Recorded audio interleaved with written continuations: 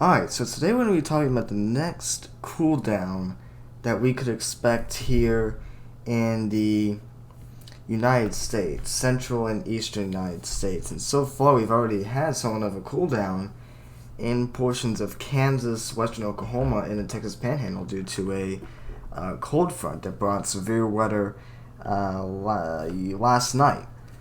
And so far, several tornadoes have been confirmed in portions of Kansas and Oklahoma.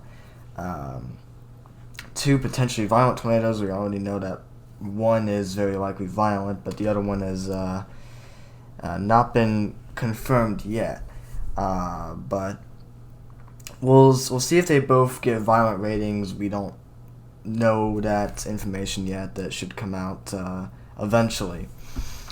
But we're going to focus on temperature today. We're going to focus on the cool down that we could expect for the next few weeks. Next couple weeks, rather. Sorry, not few weeks. Next couple weeks in the continental United States. Because we're starting to enter into the real fall season, finally. Fall is catching up. And it's an interesting topic to talk about. So we'll begin with what the setup was this morning. We had about 8 o'clock Eastern, 7 o'clock Central this morning. And of course you can see this whole front that is sitting right here. That was sitting right there. And of course we still had some storms going on in progress ahead of that. But you can see that sharp transition from warmer air in the 70s up to 80 in very isolated spots. And back behind it, you had 50s and some 40s mixing in on the northern edge of this whole low pressure system. And of course, you can find your warm front sits right here. Here's your warm front.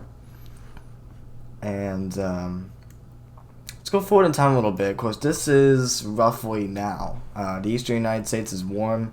The Gulf Coast states are quite warm in the 80s. Southern Texas is probably peaking out in the 90s. But off to the northwest in the Rocky Mountains, a taste of winter right there. 20s. They had blizzard conditions in parts of Wyoming last night. Pretty amazing what they had last night. As we go on, you can see this low pressure system. This is 8 o'clock Eastern tonight. And, of course, the front's starting to pop out there. You can see the line in eastern Iowa and northern Missouri. The low pressure system, you can see the cold air wrapping around, the cold and warm air wrapping around that deep system. And, of course, you can see the front become visible. This is about 8 a.m. Eastern tomorrow morning. All times are going to be in Eastern time, by the way. You can look at the top left and you can find your time there. Again, Eastern time. And that front, again, this is a slow-moving system, a very slow-moving system. It's going to take its time moving to the east. The low pressure system will move to the north-northeast. However, the cold front is going to lag. It's going to take its time. But eventually the cold air will actually progress east. And that's why we're making this video, to talk about that cold air moving to the east.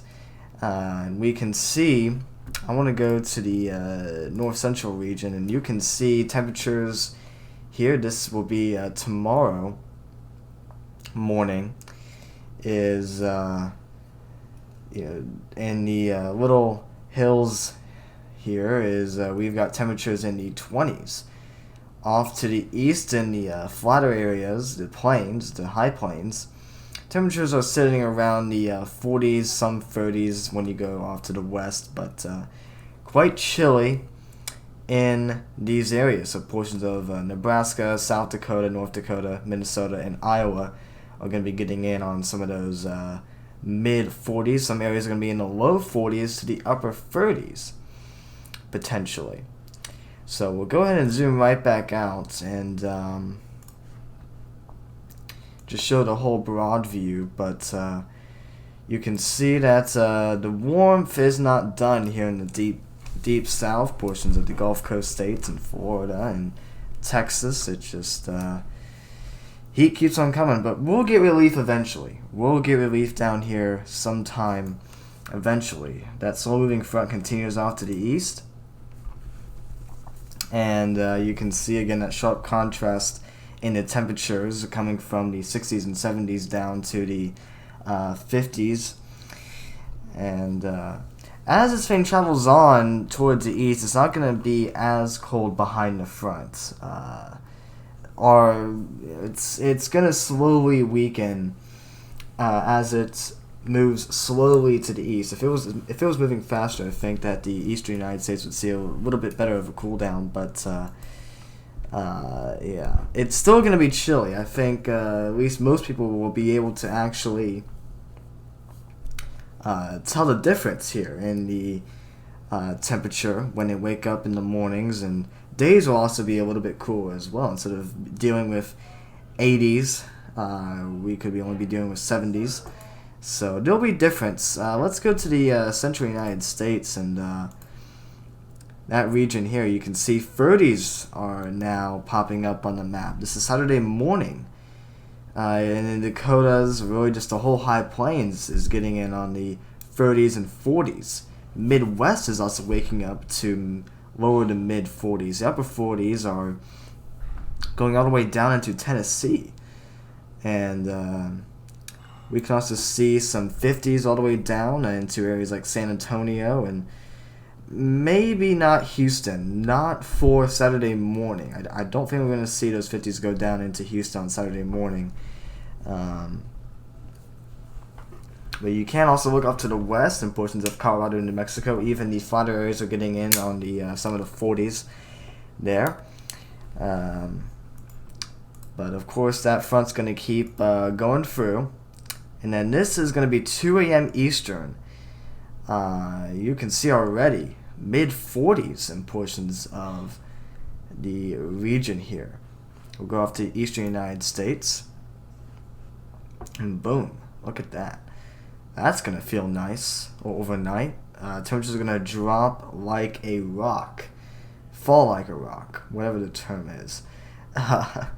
On Sunday morning. I think Sunday is going to be our biggest cool down. But you can see the frontal line in the Atlantic. And as we go to Sunday morning, we can also see some 30s in the Appalachian Mountains. So if you're from the Appalachian Mountains, you might be able to experience some of those 30s. But those 50s are going to go almost pretty much down to Gainesville. They're not going to make their way through Central Florida. Unfortunately, I don't think Central Florida and South Florida is going to be getting in on 50s. They'll be lucky to get on mid 60s, to be honest, on Sunday. But you can see lower to mid 40s in some areas in the Midwest, but really the average is going to be around the mid 40s, around 44 to about 48 degrees. Yeah, days are going to feel much more pleasant. I think some parts of the Northeast are going to have trouble getting out of the 50s. Wow, mid-October. The Midwest could be lucky to get out of the 60s. I think Missouri, Arkansas, Oklahoma, Texas, and Louisiana might be able to get into the 70s, but portions of the Ohio River Valley are probably going to be stuck in the lower to mid 60s. So enjoy it while it lasts, because we might get a little bit more time between the next fronts. Or will we? We'll talk about that in just a second, and we'll go through that in detail in just a bit. But you can see that that evening is going to be quite cool. Temperatures are going to fall again pretty rapidly.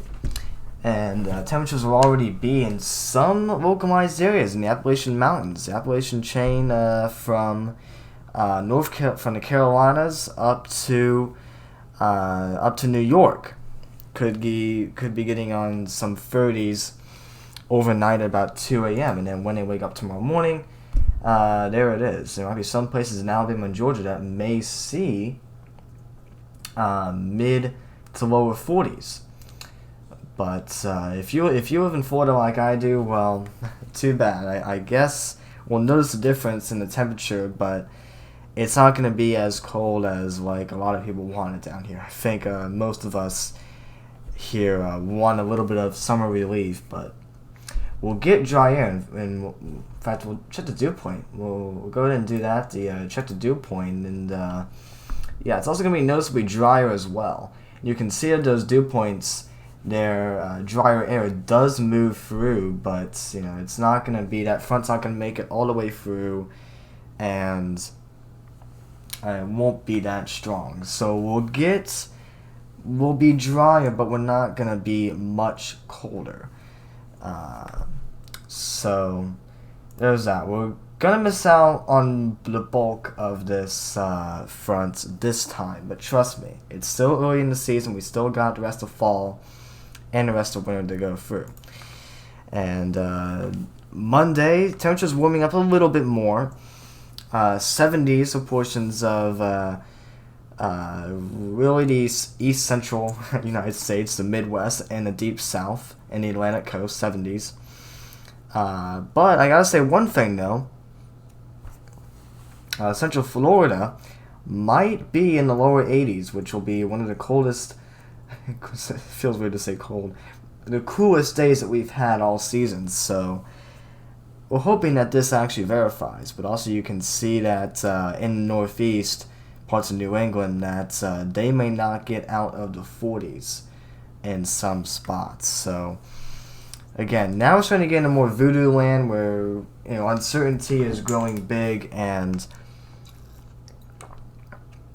verification might not be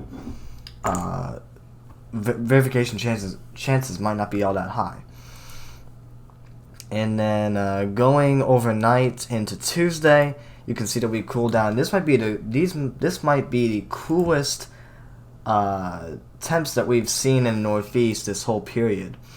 Looks like we might have another system that comes through just in the Northeast where we could have those cooler temperatures. So another system is likely to come through during that period, but again, temperatures are back down into the 40s for much of the eastern United States, unless you live in Florida. Sorry, Florida. But this will be a Tuesday morning, and it's, again, this might be colder than this might be the coolest morning for the Northeast, and the afternoon, the peak heating time of the day. There might be some areas that may not get out of the 30s if you live in the mountains in the Northeast. But going overnight, temperatures fall again. But we're starting to see a slow warm-up trend after this whole system moves through. A very slow warm-up trend until the next system comes through. And by the way, here is Wednesday morning. And if we go to the central United States, our next system is coming through. And you can see that evidently here on Thursday evening, 7 o'clock Central, 8 o'clock Eastern, and there are already 40s and 30s mixing into the high plains, and then as we go to 1 a.m. Central, man, it gets chilly. Some areas could be at freezing levels. There is a chance of that. We could see some freezing in portions of North Dakota and northern Minnesota. I'm going to be surprised to see some freeze warnings in that area if this should verify. Again, we're now into the voodoo land. We are over a week out now.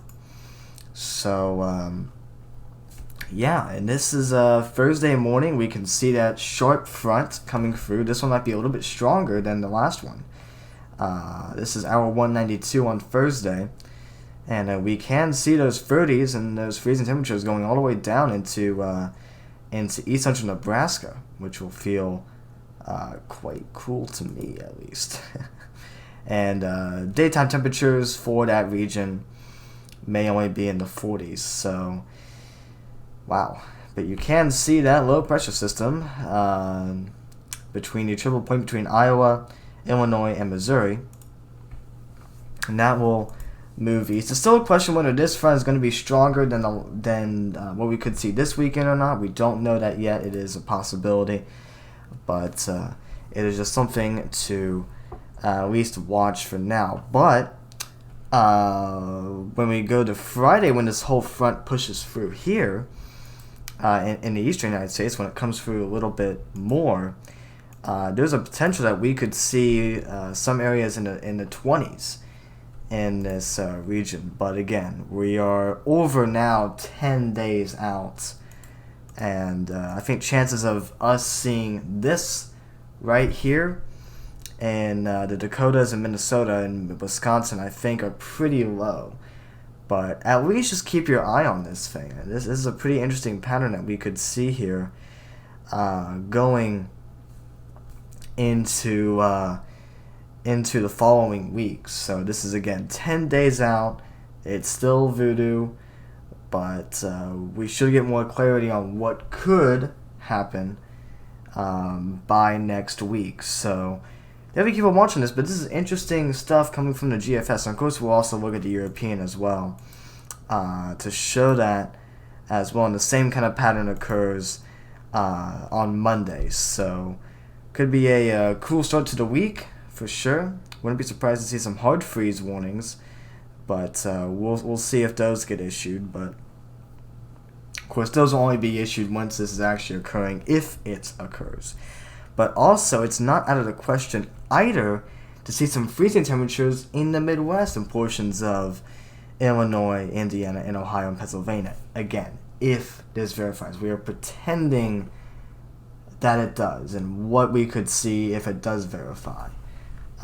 So, again, 288 hours out. This is Monday morning. And hey, looking at that, I wouldn't mind some 40s for the daytime highs. I'd take it. But you can see that very high contrast. You can see the northern half of the United States is cold and dry, while the southern half is still warm and humid. Welcome to fall. But that horizontal front is eventually going to move through and could bring some cooler temperatures for a very short period. So again, I don't really bother going on in detail past that point, but we'll go ahead and look at the European while I take another sip of water. Man, making videos makes me dry. Again, here's our front, and we'll go through this a little bit quicker. You can see this is tomorrow morning.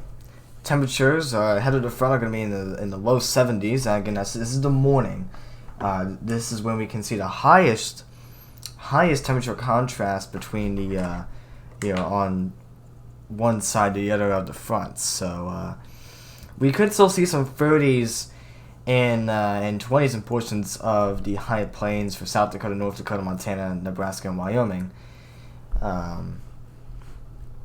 But as we go out to the next morning, that will continue to spread to the east. But I think as far as the 20s, that's going to stay in portions of the high plains and the Rocky Mountains, in the foothills of the Rocky Mountains, I guess you could call them. But that front right there, 60s and 70s ahead of the front, and 50s and 40s behind the front. We're not, you're not gonna be on the warm side of the front at 80 and the other side of the front at 40. We're not at that time of year yet. We're not gonna see extreme temperature falls with these fronts this time of year. This is not a polar vortex season. But yeah, going out, and we could actually have a cooler day on Friday for portions of Illinois and Missouri. And of course, also cooler days for the high plains as well. So then going out towards Saturday morning, temperatures again sort of in agreement with the GFS, mid to low to mid 40s in portions of the central United States, north central, high plains. In the east, we got 50s. Go up to the east here, region. And it goes ahead of the front right there. And then 50s and 40s here. And then going out towards the next morning, in fact, I forgot to mention the daytime highs, my bad. And Sunday, the daytime highs look to be a little bit cooler than the GFS, slightly cooler. Not as warm. In fact, here in Florida on Sunday morning, European has us a little bit cooler in the upper 70s. So that will definitely feel really good on Sunday. We're hoping for the best here. But going overnight, still somewhat in agreement with the GFS. A little bit cooler, a touch cooler here in the south than the GFS, but the GFS does have it about the same in the northern U.S. So daytime highs again going to be around the same, a touch warmer, but might not be too noticeable in much of the region here. But again, it's going to be a slow warming trend, and again, the European does have that same system going through the northeast, just like the GFS has. The northeast could stay cool for a while, and then of course our next front comes in, and really we're not going to be too warm for very long. We'll warm up to the mid 70s in the south for a short time, and that next front is going to build in, and we could be a little bit cooler. So yeah, there's the end of the European. But just wanted to give a little bit of a forecast video on the temperatures and what we could see, and I'll show the I'll show the dynamics for those who are actually curious. Ooh, not South America. I'll show the whole dynamics here just to let me see. That's not what I wanted. Up here, height anomaly. But yeah, this is our trough that's bringing all this interesting weather to the region. And the next trough slides off to the east, and that's going to bring that first wave of cold weather. So, and then here comes our next trough, a little bit smaller, a little bit more tight, but then it'll broaden out quite quickly and overspread the eastern United States. So those are just the quick overview of the dynamics of this whole system. So there we go. But with that said, that's going to be all for today. Thank you all for watching. Make sure you also watched our earlier video today, overall forecast. I think we'll keep doing those videos. We may do more videos like this, maybe once, twice a week. And of course, in the future, we're going to have more people on our team do videos like this. So we're definitely looking forward to that. But that's going to be all for today's video. Hope you all enjoyed it. If you did, leave a like. Let me know what you thought in the comments below. And get subscribed so you can get notified when we make more videos like this. So thank you all so much for watching. We'll see you all in the next video.